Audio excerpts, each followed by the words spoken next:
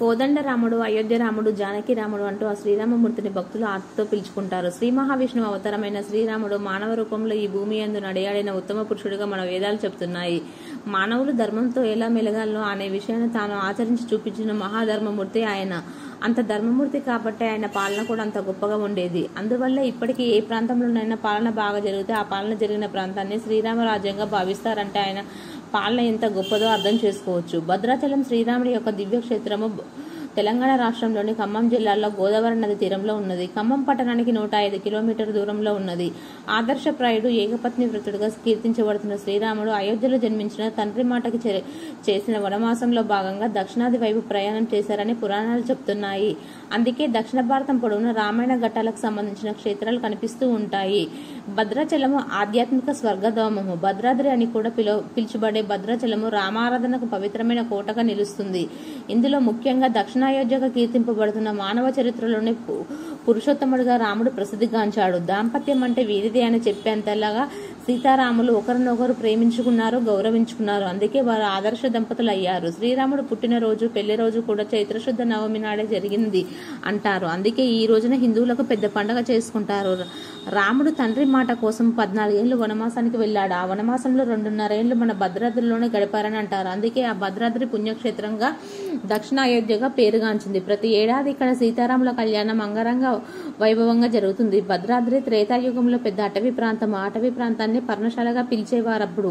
ఇక్కడే రాముడు ఒక కుటీరాన్ని ఏర్పాటు చేసుకుని భార్య తమ్ముడితో నివాసం ఉన్నాడు. రామాయణంలోని ముఖ్య ఘట్టం జరగడానికి నాంది పలికింది ఈ ప్రాంతంలోనే. ఈ కుటీరంలో ఉన్నప్పుడే లక్ష్మణుడు శూర్పణఖ ముక్కు చెవులు కోశాడు. సీతమ్మ బంగారు లేడిని చూసింది. రావణాసురుడు సీతమ్మను ఎత్తుకుపోయాడు. తద్వారా రామాయణం రామరావణ యుద్ధానికి బీజం పడింది. పర్ణశాలకు దగ్గరలో ఉన్న దుమ్ముగూడెం ప్రాంతంలోనే అప్పట్లో రాముడు 40,000 మంది రాక్షసుని చంపాడని చెప్తుంటారు. ఆ సమయంలో ఎగిసిన దుమ్ము వల్లే ఆ ప్రాంతానికి దుమ్ముగూడెం అనే పేరు వచ్చిందని చెప్తారు. అలాగే రావణాసురుడు సీతమ్మను ఎత్తుకుపోతున్నప్పుడు జటాయు అడ్డు తగిలి భద్రాద్రి దగ్గరలోనే జటాయు రెక్క తెగిపడిన ప్రాంతమే జటాయు పాకగా తర్వాత ఏటపాకగా మారినట్లు చరిత్రకారులు చెప్తారు. ఇక దగ్గరలోని ఉష్ణమండల ప్రాంతంగా కూడా రాముడి చలువ వల్ల ఏర్పడిందట. రాముడు సీతమ్మ వారి దాహం తీర్చడం కోసం బాణం ఎక్కుపెట్టి భూమిలోకి వదులుతాడు.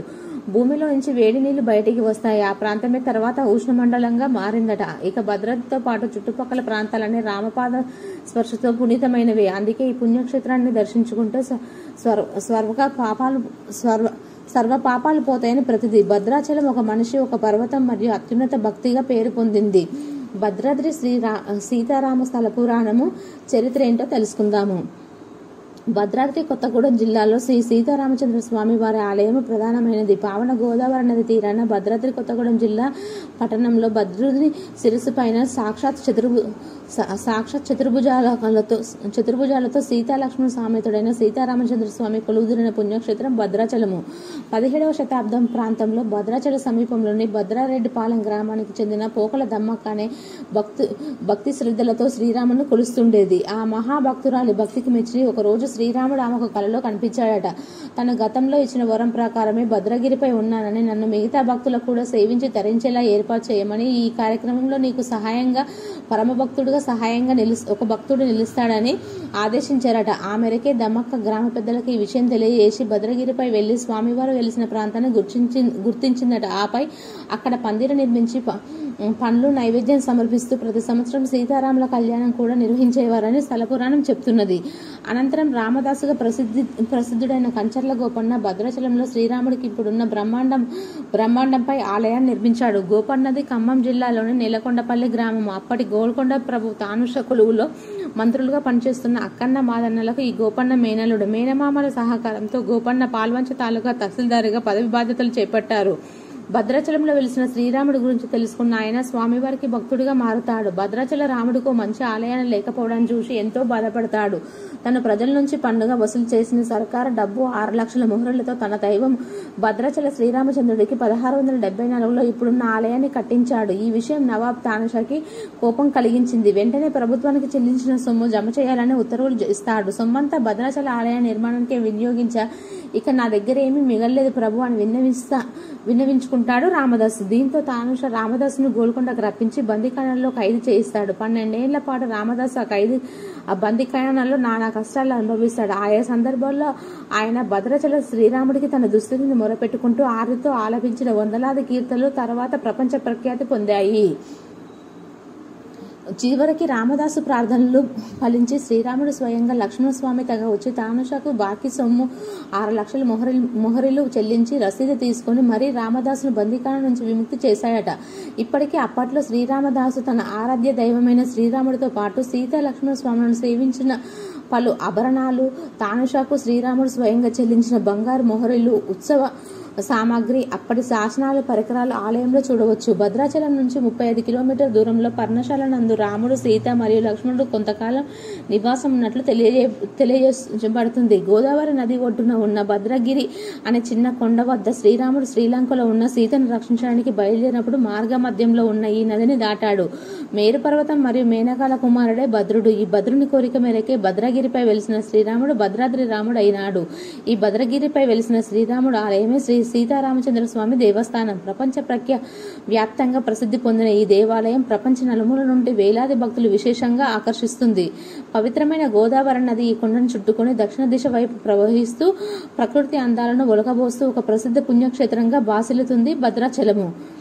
భద్రాచలానికి మరింత తోడ్పాటును అందిస్తుంది. మేరు పర్వతం మరియు మేనకాలకు సంబంధించిన వరం వల్ల పుట్టిన బాలుడే భద్ర పర్వతం. ఈ భద్రుడి వల్లనే ఈ చిన్న కొండను భద్రగిరి అని, ఇక్కడ ఏర్పడిన ఊరికి భద్రాచలం అని వచ్చింది. జటాయుపాక, భద్రాచలం పర్ణశాల, భద్రాచలము సీతారామచంద్ర స్వామి దేవాలయము, భద్రాచలం దుమ్ముగూడము సమీపంలోని పర్ణశాల రామావతారంలో సీతారాములు లక్ష్మణ సమేతంగా అరణ్యవాసం చేసే సమయంలో ఈ భద్రాచల సమీపంలోని పర్ణశాలలో ఉన్నట్లే చరిత్ర చెప్తుంది. అక్కడ ఉన్నప్పుడే రాముడు సీతను అపహరించాడు. సరిగ్గా అదే సమయంలో భద్రుడనే ఋషి రాముడిని చూసి ఒక వరం అడుగుతాడు.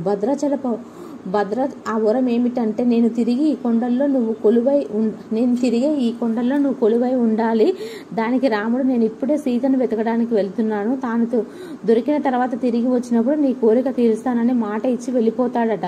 భద్రుని ఘోర తపస్సు కానీ తర్వాత రాముడు తను ఇచ్చిన మాట మర్చిపోయి తన అవతారాన్ని చాలించి వైకుంఠానికి వెళ్ళిపోతాడు.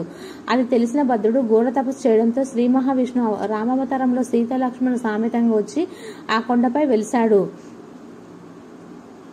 విష్ణు అయితే ఆయన వచ్చే కంగారులో రామావతారంలో ఉపయోగించిన బాణం విల్లుతో పాటు విష్ణు చేతిలో ఉండే శంఖచక్రాలను కూడా తన చేతితో తీసుకొచ్చేశాడని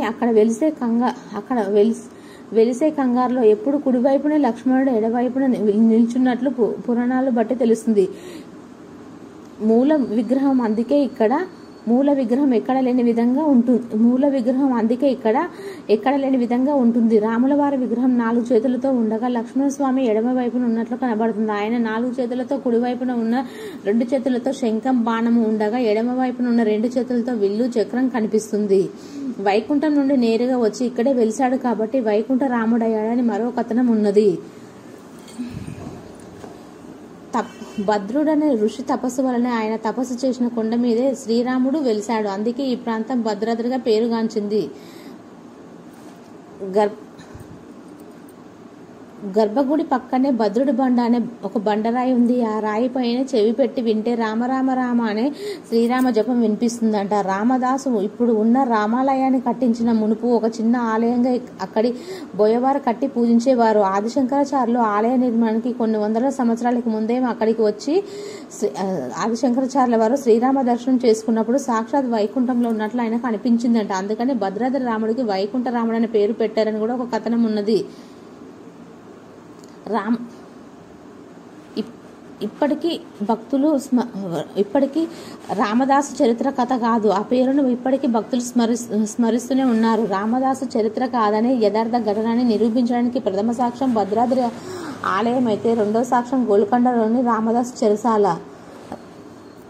రాములవారి పూజలు రామదాసుని బంధించిన చెరసాలలో నిత్యం రాములవారి పూజలు చేసుకోవడానికి అక్కడ గోడలపై రామదాసు స్వయంగా తన చేతులతో సీతారాములు, ఆంజనేయ స్వామి, లక్ష్మణస్వామి విగ్రహాలను చెక్కాడు. ఇప్పటికీ ఆ బొమ్మలు గోల్కొండ కోటలోని రామదాసు చెరసాలలో కనిపిస్తాయి. గర్భగుడి రాములవారి గర్భగుడిపై ఉన్న చక్రాన్ని ఎవరు తయారు చేయలేదట. ఆ గుడి కడుతున్న సమయంలో భక్త రామదాస్ అక్కడ గోదావరిలో స్నానం ఆచరిస్తున్నప్పుడు ఆ నది ప్రవాహంలో కొట్టుకు వచ్చి రామదాస్ చేతిలో పడిందట. ఆ చక్రం అది రాముల వారు ప్రసారించారని భావించి రామదాస్ ఆ చక్రాన్ని తీసుకువచ్చి గర్భగుడి గోపురంపై ప్రతిష్ఠించాడు.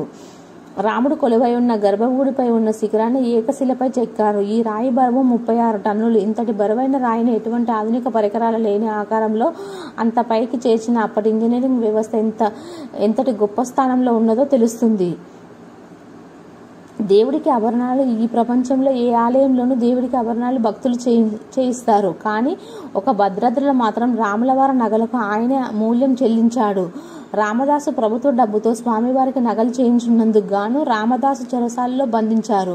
శ్రీరామ టెంకలు తన భద్రుని విడిపించడానికి రాములవారు ఆయన కాలం నాటి శ్రీరామ టెంకల అంటే నాణాల రూపంలో 6 లక్షల రూపాయలు చెల్లించాడు. దీన్ని బట్టి గుడి ఖర్చు, ఆభరణాల ఖర్చు రాములవారు స్వయంగా చెల్లించినట్లయింది. ఇప్పటికీ ఆ నాణాలు గుడి మ్యూజియంలో ఉన్నాయి. రాములవారి కళ్యాణంలో ముత్యాల తలంబ్రాలు ఒక ప్రత్యేక స్థానం ఉందని చెప్పాలి. భక్తరామరాసు వల్ల అప్పటి రాజు తానుషకి కలలో రాముడు దర్శనం అవ్వడం వల్ల ఆ మహాద్భుతానికి పొంగిపోయిన తానుష ముత్యాల తలంబ్రాలు రాములవారి కళ్యాణంలో సమర్పించి ఒక శాసనం కూడా చేశాడు. ఈ శాసనం ప్రకారం స్వామివారి కళ్యాణంలో ఉపయోగించే ముత్యాల తలంబ్రాలు పాలకుల చేతుల మీదుగానే రావాలని ఉంది. అందుకే ఇప్పటికీ ఈ సాంప్రదాయాలు మన ప్రభుత్వాలు కూడా ఆచరిస్తున్నాయి.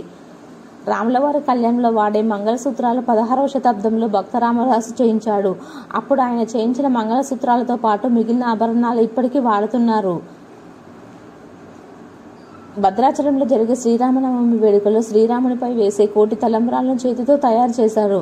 అంటే తలంబ్రాలకు అవసరమైన బియ్యం కోసం వడ్ల గింజలను దంచడమే, మిషన్ల మీద ఆడించడమో చేయకుండా ఒక్కొక్క వడ్ల గింజ మీద పొత్తును చేతితో తీసి ఆ బియ్యాన్ని 1 కోటి తలంబ్రాలుగా చేస్తారు.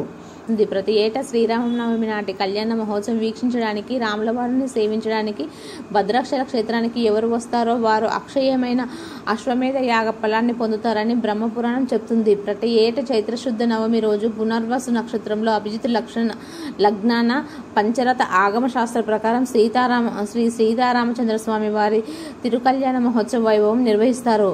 మిథిలా స్టేడియంలోని కళ్యాణ మండపం జరిగే కళ్యాణాన్ని తిలకించేందుకు దేశం నలుమూల నుంచి భక్తులు తరలి వస్తారు. అలనాడు రామదాసు చేయించిన సీతారామ కళ్యాణానికి గోల్కొండ నవాబ్ తనుష పట్టు వస్త్రాలు, తలంబ్రాలు పంపించారు. ఆ సాంప్రదాయం నేటికి కొనసాగుతుంది. భద్రాద్రిలో జరిగే సీతారామచంద్రస్వామి కళ్యాణానికి ప్రభుత్వ తరఫున పట్టు వస్త్రాలు, ముత్యాల తలంబ్రాలు రాష్ట్ర ముఖ్యమంత్రి తీసుకురావడం ఆనవాయితీగా మారింది. రాములవారి కళ్యాణాన్ని తిలకించే భక్తులు చుట్టుపక్కల సీతారామరాజు అలనాడు నడయాడిన ప్రదేశాలను చుట్టి రావచ్చు.